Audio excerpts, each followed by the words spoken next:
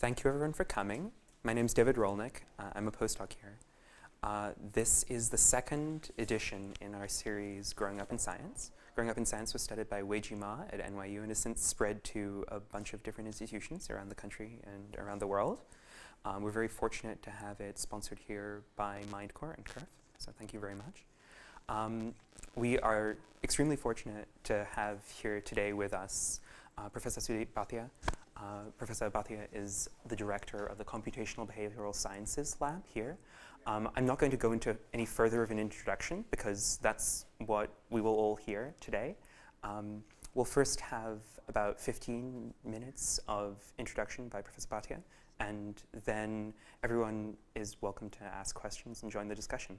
It's really informal here, small room, intimate setting, just chat. It'll be fun. Professor Bhatia, thank you so much. All right, thanks, David, and thank you all for coming. I am quite humbled by the fact that so many people want to hear me talk about my life, so I hope it's useful. You'll learn some lessons, basically what not to do. But yeah, so this is actually my first time doing anything like this, or even sort of seeing anything like this. From what I've heard from David, it involves a little bit of backstory as to who I am, where I came from, and what I do right now. So I'll start with what I do right now. I work on models of human choice behavior and also high-level, let's say, judgment and thinking and decision-making. It's kind of at the interface of behavioral sciences, behavioral economics, judgment decision-making, social psychology, marketing, and on the other side, cognitive science, so cognitive psychology, for example. And I'm also starting to take in insights from machine learning and data science and those kinds of disciplines as well. So that's what we do right now in our lab.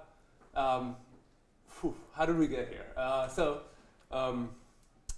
I guess starting in high school, I'm from India originally. My father was a mid-level diplomat for the Indian Embassy Corps. So we moved around the world, and that's kind of what gave me exposure to.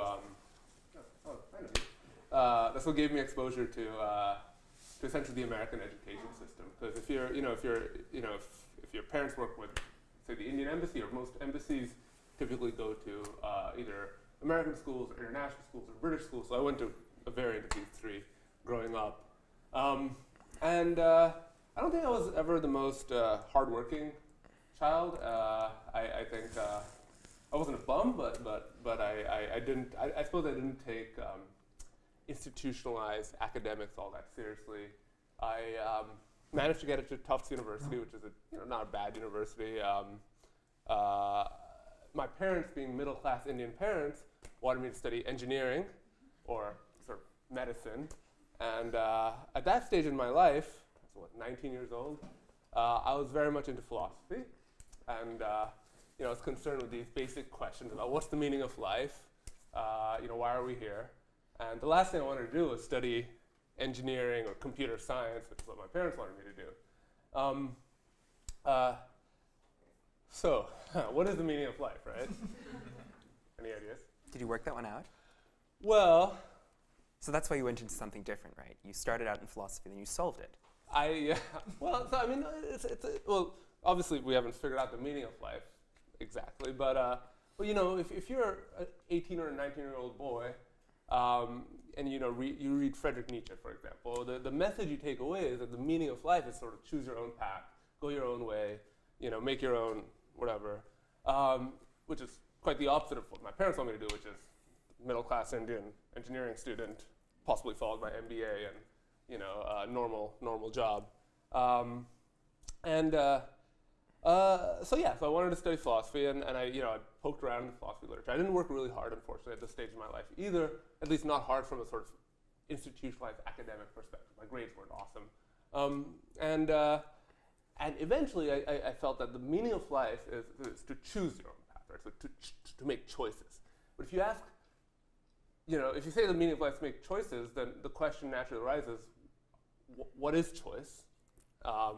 And I figured that what I'd want to do most in life is to study choice itself, right? Because this will perhaps get me closest to answering this question of what is the meaning of life. And so I started studying choice, and I was, let's face it, I wasn't good at philosophy. But it turned out that I was, I got, you know, I think you need to be really smart to do philosophy, and I don't have the clarity of thought to do philosophy. But economics, right, which was what I convinced my parents I was doing, I turned out to be pretty good at economics. Like, I mean, I didn't even work and I would get good grades, and so I said, all right, what can I do that studies choice that makes my parents happy so they don't totally lose it? Like, you know, they were already stressing out. So what can I do that makes my parents happy that studies choice? And so behavioral economics, which in 2000, I believe, 5 or 6, was quite an emerging field at that stage. So behavioral economics, for those of you who aren't familiar with it, is essentially economists realizing that human behavior isn't perfectly rational and internally consistent, that human behavior is sensitive to contextual factors, that people can display important inconsistencies that then influence their well-being, that influence markets and societies, and so on and so forth. Okay, so at that point, Daniel Kahneman had won a Nobel Prize around 2001, 2002. So behavioral economics was in the rise.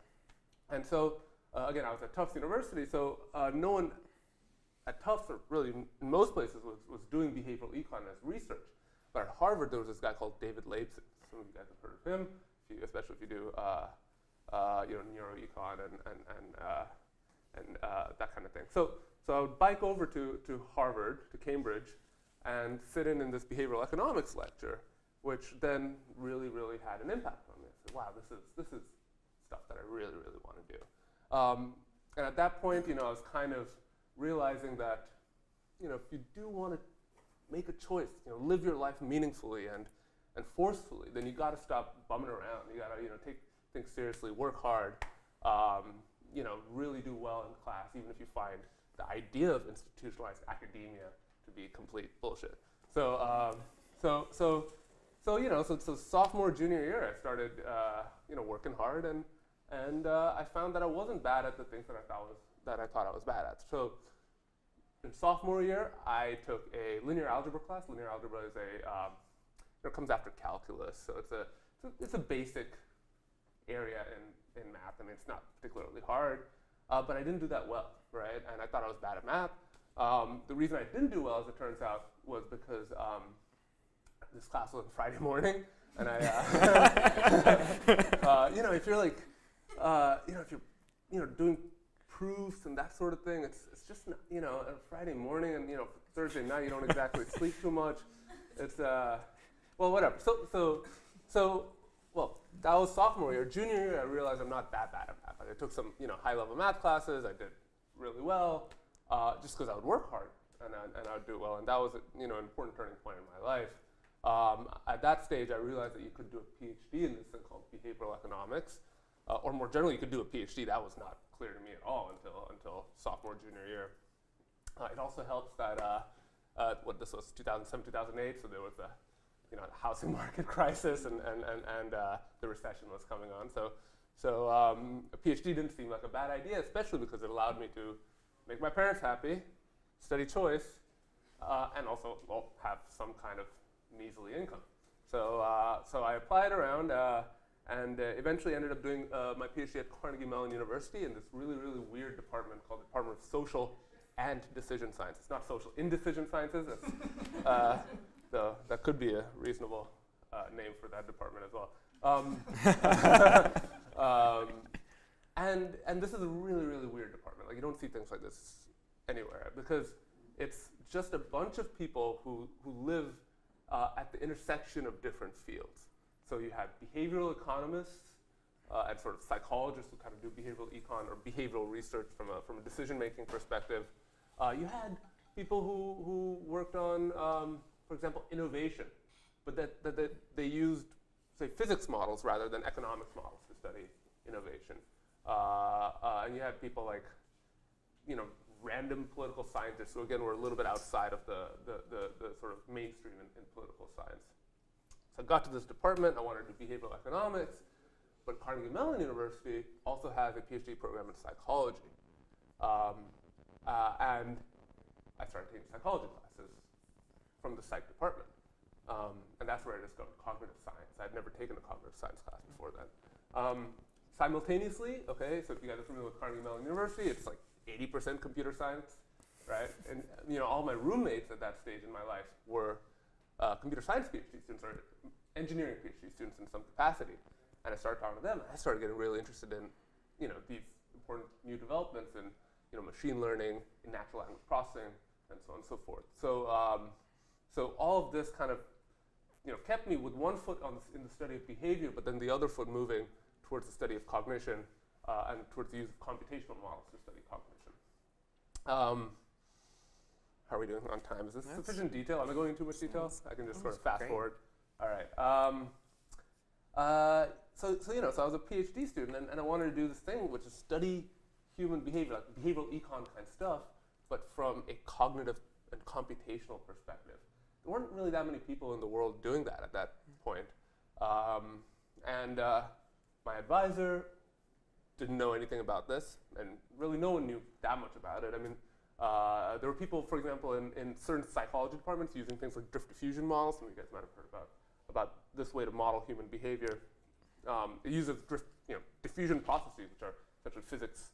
It's basically a stochastic process, mostly developed by physicists, and it uses that to model the mental processes at play in decision making. So I got really excited by these models, and no one in my department at all had any idea what I was doing, and I kind of took the risk to just do research in this really, really weird area that no one knew anything about, and I was lucky enough that my research paid off, and I was there at the right time because since then drift diffusion models have become more and more popular. The computational approach to studying choice behavior has become much more popular, not just in psychology, but also in economics, right? I think since then, data has exploded, and our ability to study human behavior using data science methods is now much more developed, and so the kind of investment that I made as a PhD student in sort of picking up some computational techniques are now, it feels to me, paying off. I did a postdoc. I graduated a bit early for my PhD, and I did a postdoc at University of Warwick that had, in the whole world, it was like only one group of people that were really building cognitive models of human choice behavior. Well, there were a couple, but University of Warwick had the most concentrated group, and they told me they'd give me an assistant professor position if I stuck around for a one-year postdoc. I guess that was their way of making sure that I was not, out there, and that I would be someone that that actually want in their department. And I got a pretty nice postdoc position where I didn't have any supervisors. I just had some research funds, and again, I just did whatever I wanted, which at that point was building computational models of human choice behavior. Kind of as I was starting my postdoc, this position at University of Pennsylvania opened up, all right? And there are not that many psych departments that are looking for someone who works in sort of behavioral science, behavioral econ, broadly construed. The reason that UPenn has this teaching need, which it's fundamentally a teaching need, is because it has a PPE major, the philosophy, politics, and economics major, and the person who fulfilled that teaching need, who was an assistant professor in the psychology department at that stage, he didn't get tenure. All right, so they need another person, someone who was kind of capable of teaching behavioral econ and was able to sort of work in that space, but was also a psychologist and interested in psychology and publishing in psych journals. So turns out there are not that many people in the world doing that, and I was lucky, and I was one of the people. It was a very nice fit, and I got the job. So I cut my postdoc short. I came here after a year of the postdoc, a year and a half, and I started at UPenn in 2015.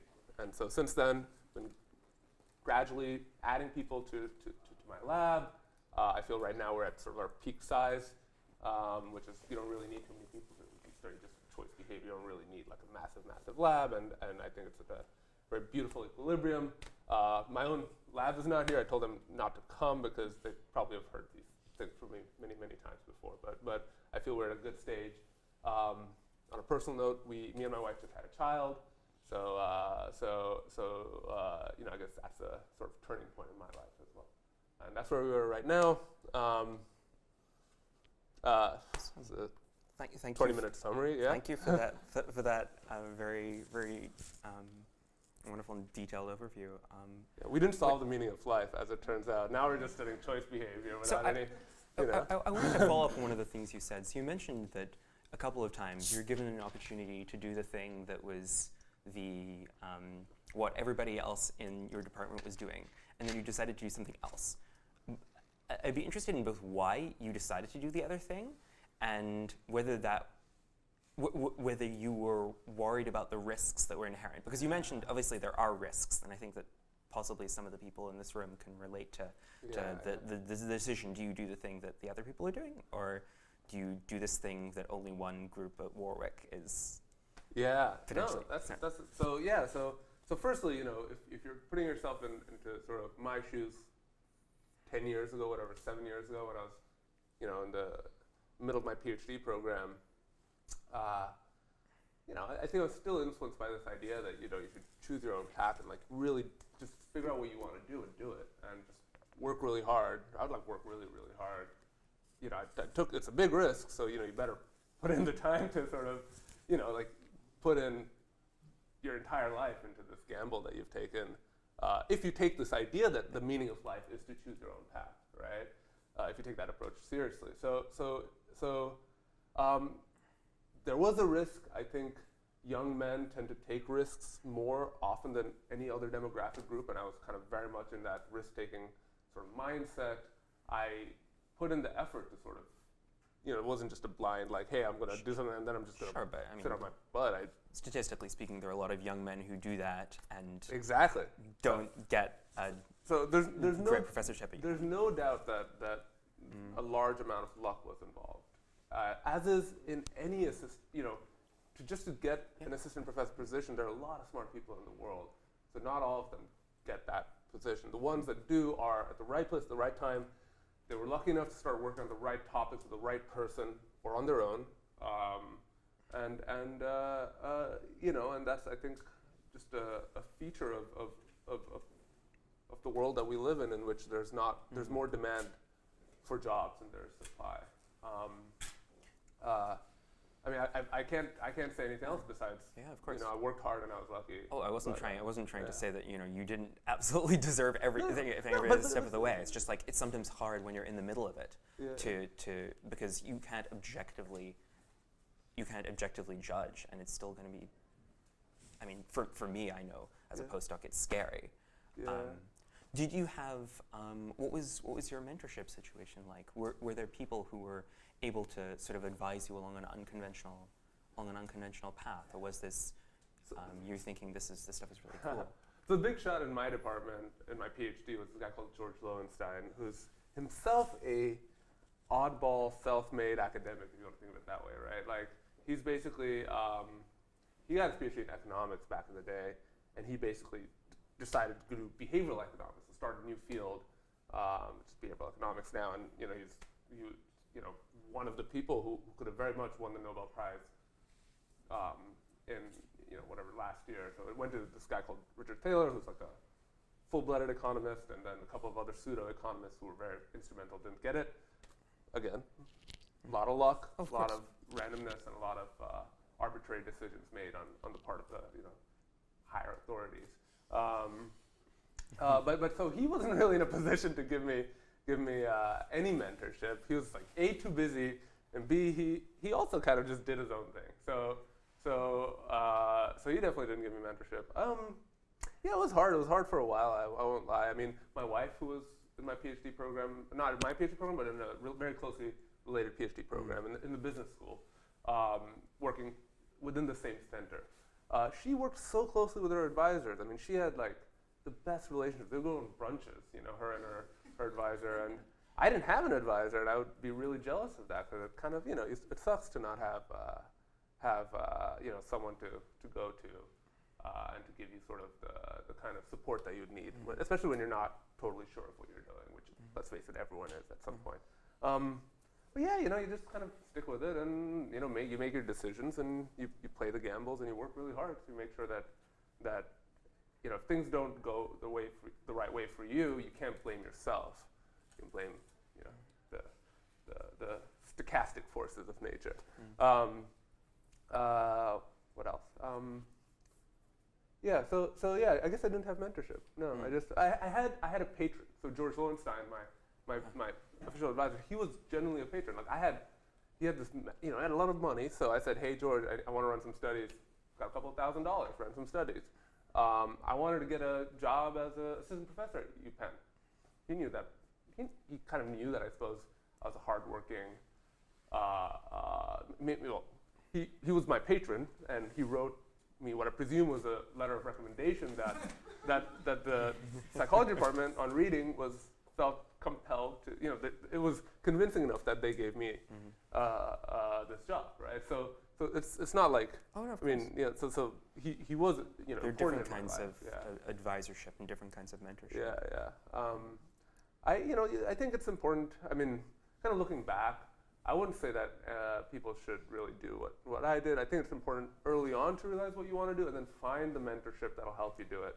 So figure out what you want to do, and go work with those people. Mm-hmm. Email if you're in a PhD program, you're like, oh, what I'm doing right now is not a perfect fit. Well, make a decision then and there. If you want to stay there, then commit to what you're doing and do it well there.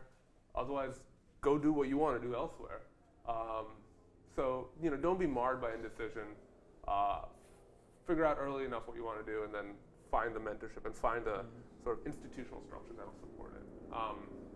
So definitely don't go out on your own. I think that's probably not the right way to do it. But if you are genuinely interested in something, then do it. Don't let the fact that there's no one else telling you what to do hold you back either. Like, that's also terrible.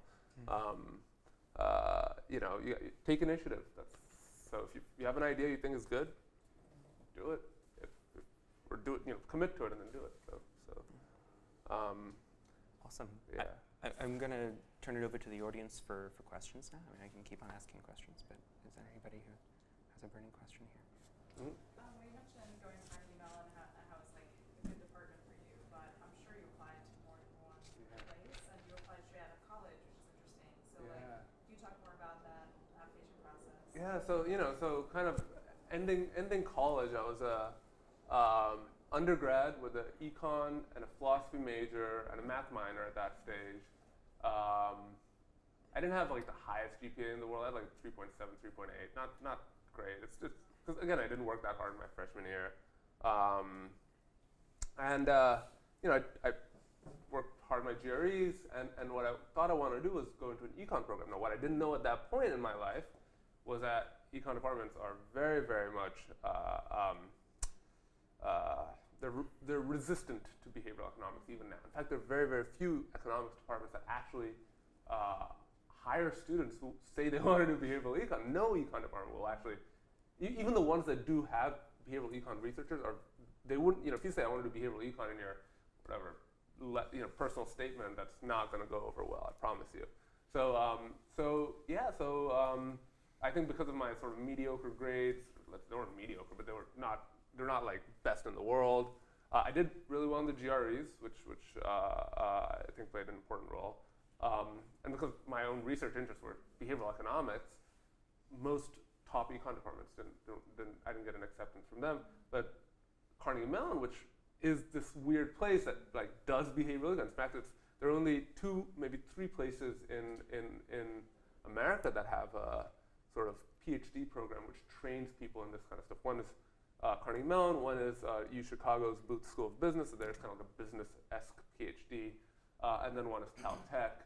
I can't think of any others off the top of my mind.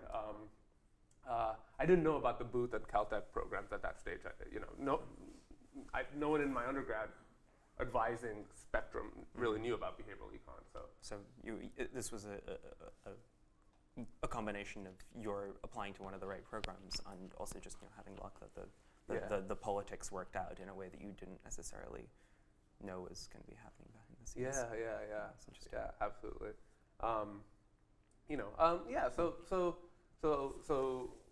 I think it was a little bit of luck, and I mean, the PhD matching process is about just finding the right match, and I suppose this is kind of what it's supposed to do, right? So if a department reads your personal statement and likes the fact that you want to do behavioral economics, and they'll hire you, otherwise they won't, and that's really what should be going on as well.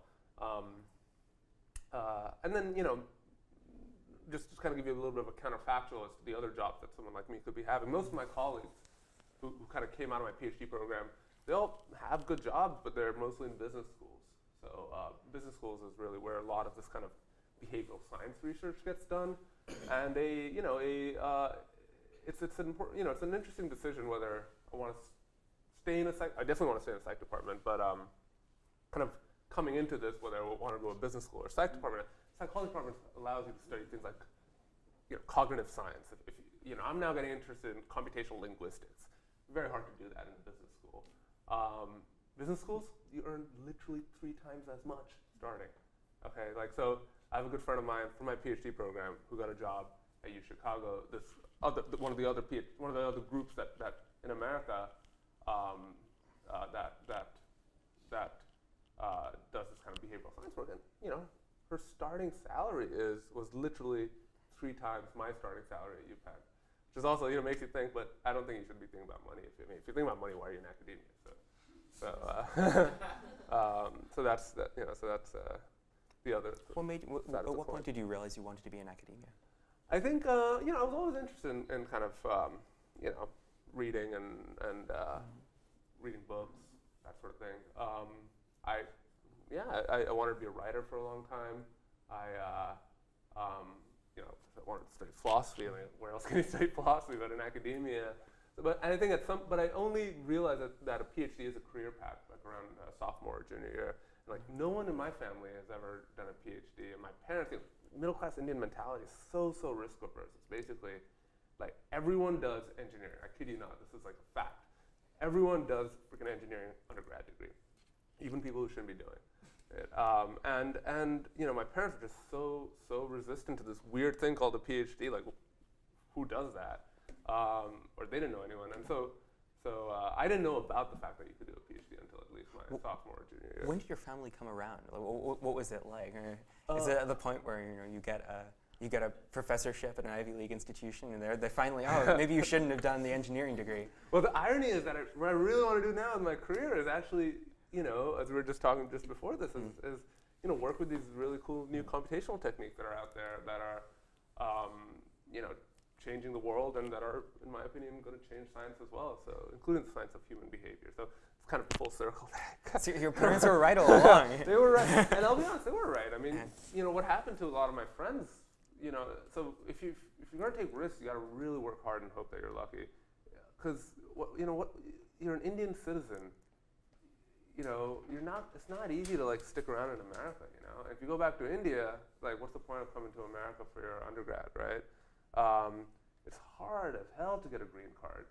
Like, obviously, if you're an Ivy League professor, you can get a green card, and even if you're STEM PhD, I think it's pretty straightforward. But it's really not easy. So they were totally right in telling me to do the safe thing and go with the engineering undergraduate degree.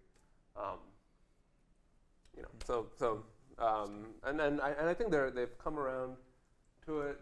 I think everyone realizes that we weren't completely unlucky, and that I also now know, like, some of my friends from college are, we're like the millennials who decided to get English majors and so on and so forth. Well, that doesn't always work out, right? If you're getting an English major, maybe going into loan to taking a loan to do that, it's not smart. It's not a career. It's not a decision that necessarily is sort of justified from a career and sort of stability perspective. So, so there's a spectrum there. I mean, it doesn't feel like necessarily going for the PhD is the most justified, as you were saying, from a career perspective either. That's that's actually true. I mean, but it's actually not a bad decision, especially if you're doing STEM kind of stuff. I mean,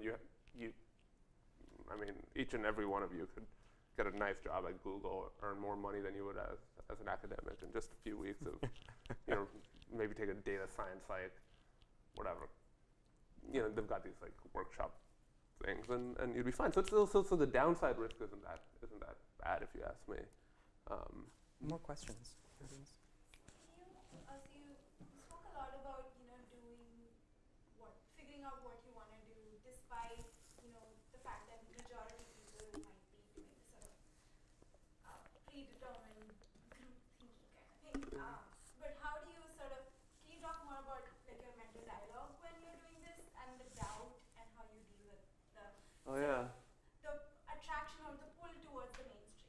Yeah. I mean, the doubt. I mean, that's something that maybe I didn't mention. There's always doubt, and we were talking earlier about the imposter syndrome. Everyone has that, and I certainly did, especially when I came to start as assistant professor. That's a pretty, you definitely feel that you're, who knows whether you can cope with the stresses and the pressures and the responsibilities of kind of what's expected of you. So there is a lot of doubt. I think what I do is I just shut it out and I just say, screw it, I'm just gonna work and like do my thing. And if it doesn't work, it doesn't work. I mean, let's face it, we're like living good lives. Even if you don't get the fanciest job, you're gonna have enough money to stay alive and be happy. So the downside risk, especially if you're an American citizen, especially if you've got a PhD, especially if it's in STEM, it's not that bad. So like the doubt is like just saying like, do I want the sort of, I'll always have this, which is not that bad, and then do I want this or that? I mean, this I can go with a higher probability, and this is a lower probability, and then, well, maybe I want that, but then I got to work really hard. And that's really the doubt is like saying, screw it, I'm just going to go for the maybe more ambitious or more interesting or exciting career path. I mean, I guess on this topic of risk, I think so. There's one thing I've learned about life from my own research, which is in how people take risks, right? And it's the following, right? So I'll give you an example. Let's say I give you a 50-50 choice, like a coin flip, and if it lands heads, you get $11. If it lands tails, you get $10. You lose $10. Right? So you get $11 with a 50% chance, you lose $10 with a 50% chance. Right? The gamble's clear to you guys. Okay, who else would take the coin flip? Anyone? Anyone would take it today? No? So okay, you guys would? Okay, wonderful. That's great. Okay. I think it's fine if you don't want to take it, because the $10 loss actually hurts more than the $11 gain. And so there's no chalkboard here, but you draw out like a valuation function where $11 is like nice, but $10 loss is like, ooh, that hurts. This is standard behavioral result. It's nothing fancy. You guys have probably come across in your own research. Now, let's say I took this coin flip and I gave it to you. I gave you this choice of the coin flip every day of the week for the next year. Like I gave you this choice today. Do you want it? I gave you this choice tomorrow. Do you want it? Okay. Would you? So now you're getting this coin flip. I tell you I'm going to give you this choice every day of the week. Do you want it today? Yeah? Yep. Most of you want it, right? Why? Because when you think about the risks that you take on a day-to-day basis, if on aggregate they're positive expected value, in the long run you're almost guaranteed to be in the positive domain. So that even though the immediate loss hurts, right?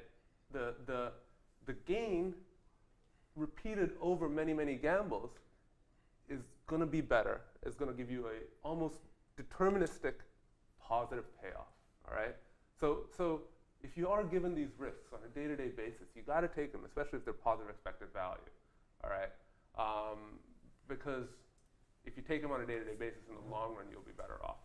And it's not just monetary risks, of course, right? So it could be like professional risks, but it could also be like social risks.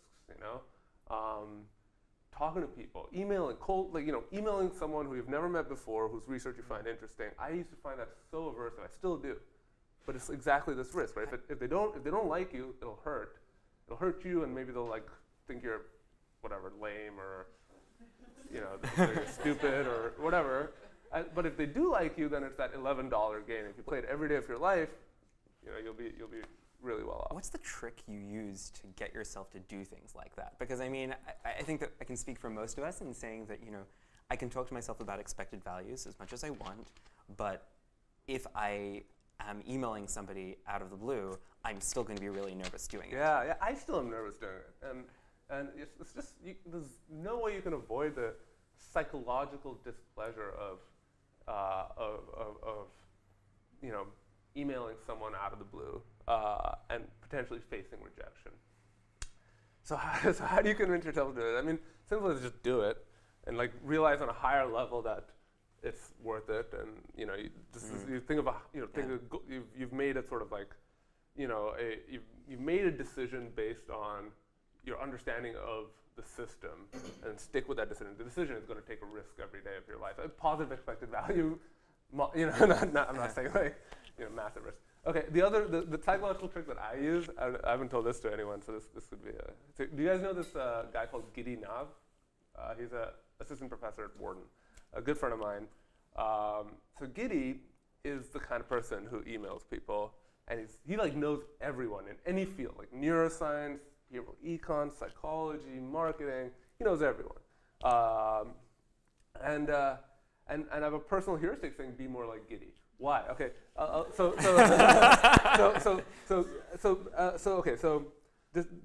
when did I realize to be more like Giddy? So last year, I don't know if you guys remember, this guy called Josh Tenenbaum, who's this researcher at MIT.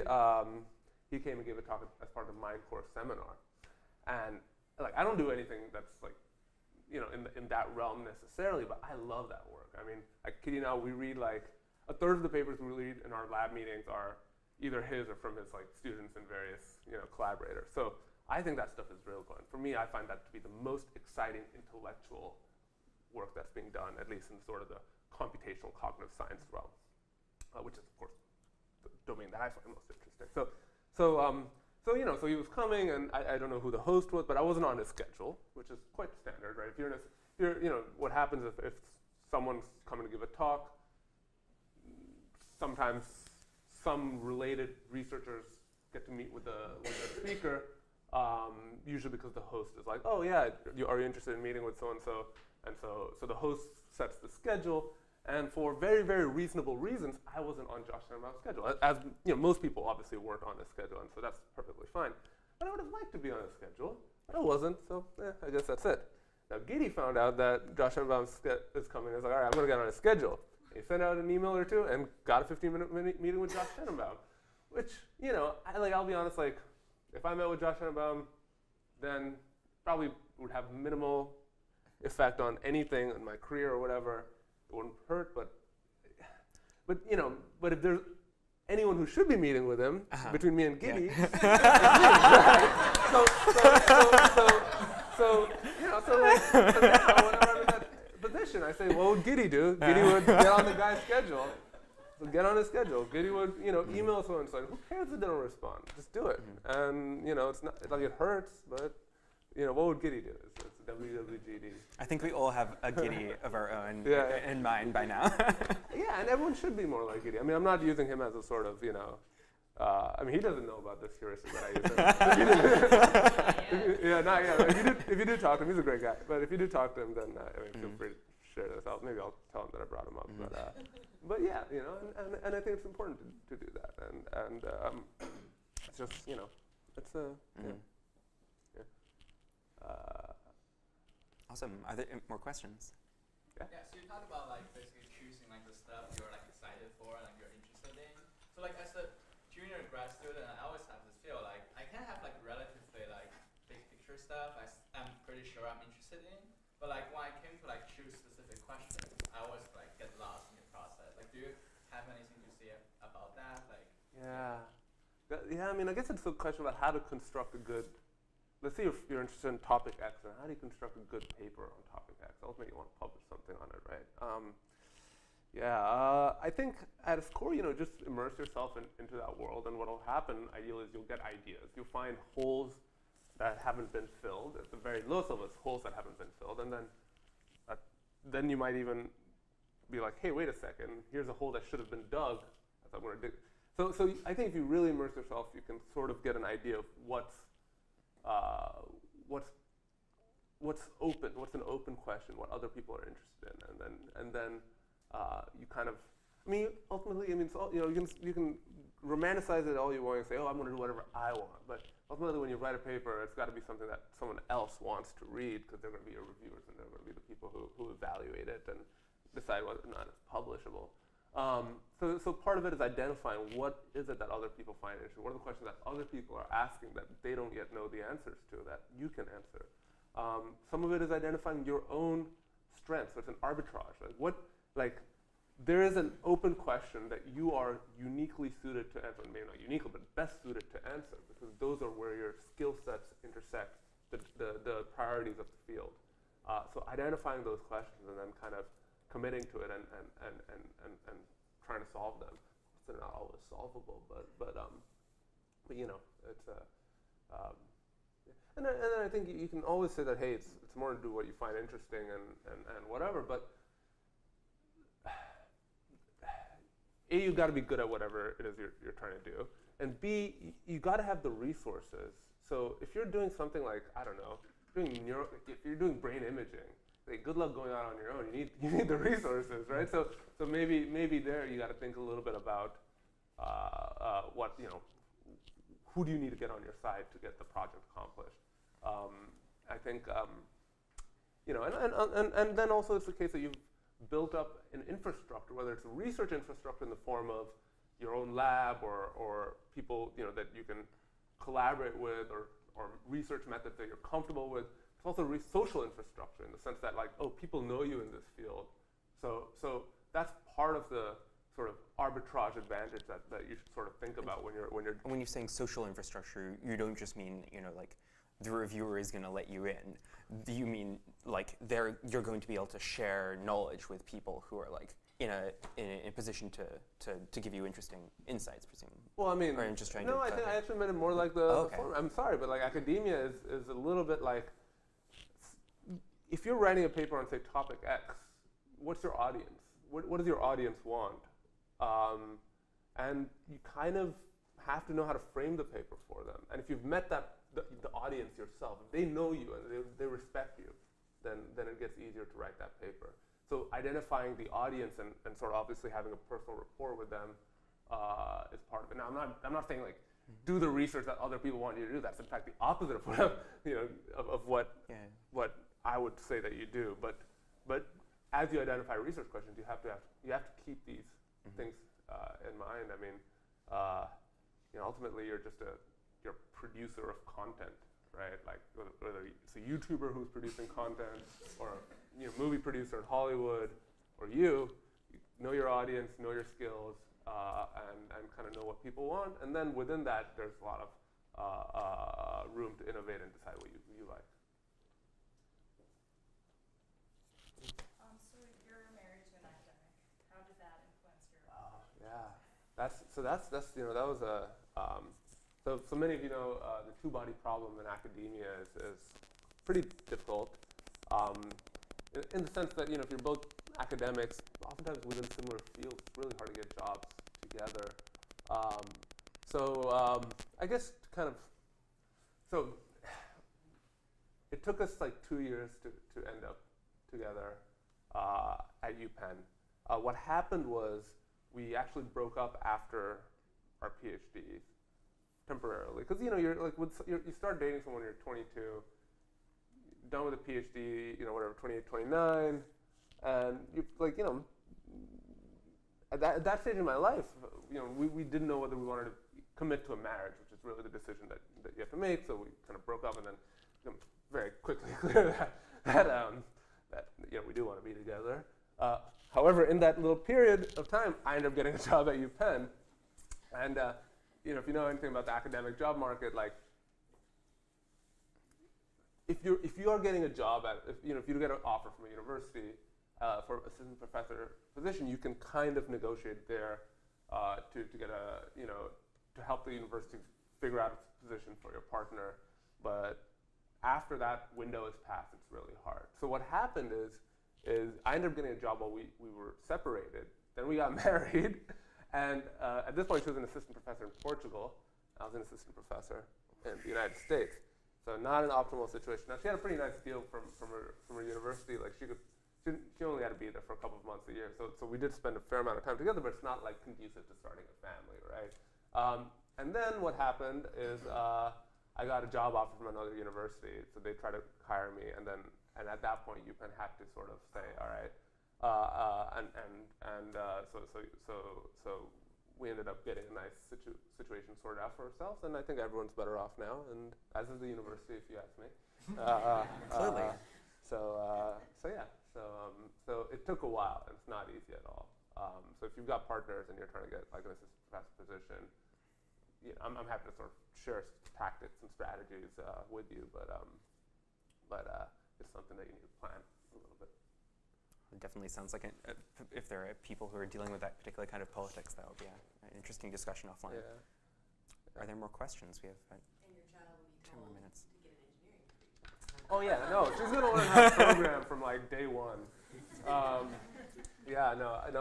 Well, no, she'll have a certain degree of flexibility in what she wants to do.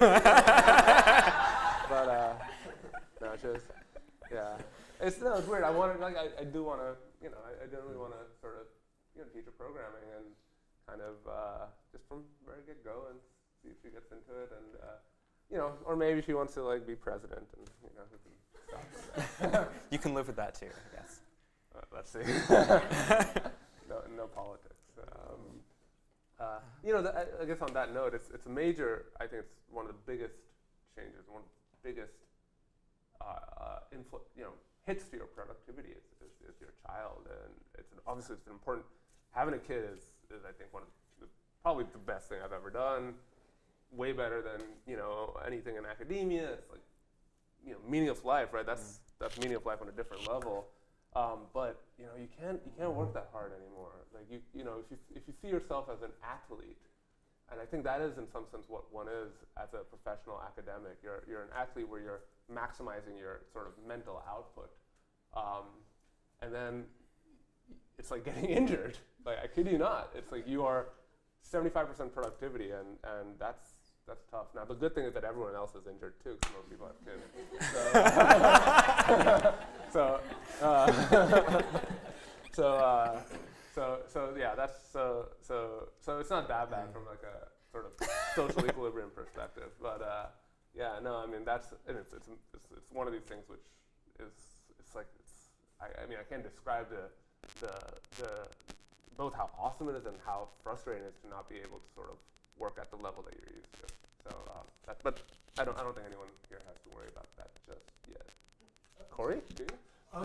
So speaking of, I suppose, like mental athleticism, do you have any like heuristics or ways that you decide how to like comport your own research, your own energy over the course of a day that you think lets you be productive, or maybe like anything you think you're doing right that maybe your colleagues were doing wrong as a grad student? Yeah, I think I was able to sort of once I got into the rhythm of it, I spent a good 5-6 years at it.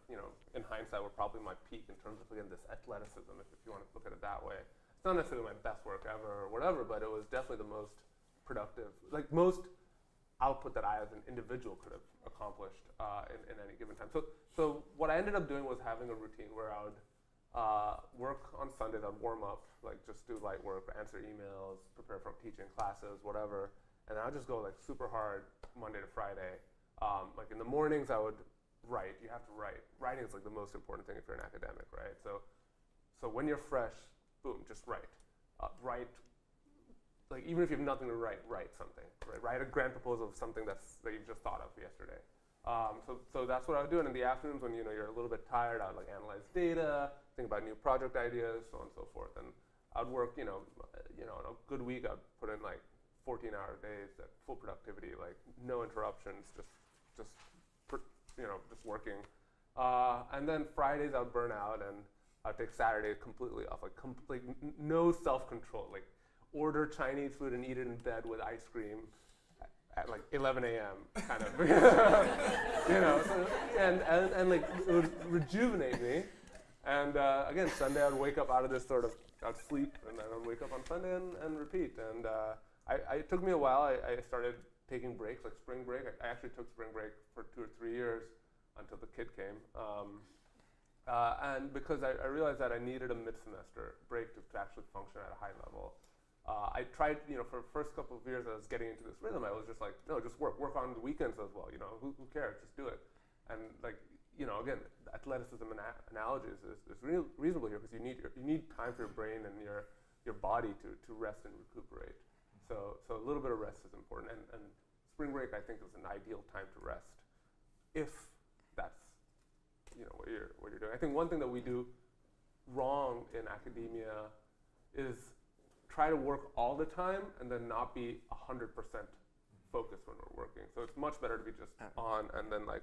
Can definitely relate to that. I mean, I would also throw out there that obviously in different fields there are different just like things that one's doing. So as a mathematician, the mathematicians say often that we work for like 4 hours a day, if that. That's a good day. But that's because there isn't really any busy work in math. And so to some extent, there will be a different balance of the kinds of things that one is doing, because based upon what one's doing. Absolutely. Yeah, and if you're lucky enough that your research involves like maybe a little bit of math, a little bit of programming, a little bit of data collection, for example, like mine does, it's good to mix it up. So in the morning, writing is, I think, it's really important to write, and then if you're really excited about an idea, then you can dig in and I would just, if I'm into an idea, I would write stuff.